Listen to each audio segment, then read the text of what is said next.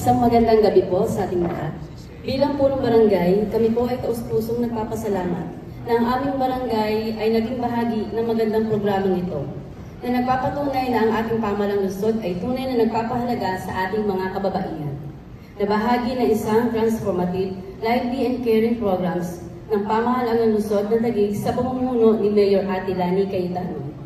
Karangalan ko po na ipakilala sa inyo ang natatanging taga-Genya ng Barangay Wawa, na nagpamalas ng kanyang tunay at tapat na pagtulong sa lahat ng kanyang pinaglingkuran at nangangailangan.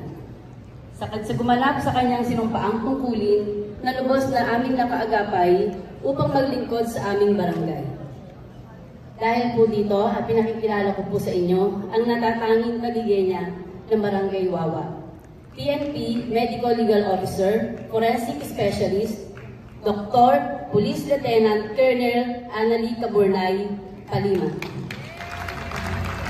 Ladies and gentlemen, ang natatanging taga-Genya ng Barangay Wawa, Police Lieutenant Colonel Annalie C. Palima.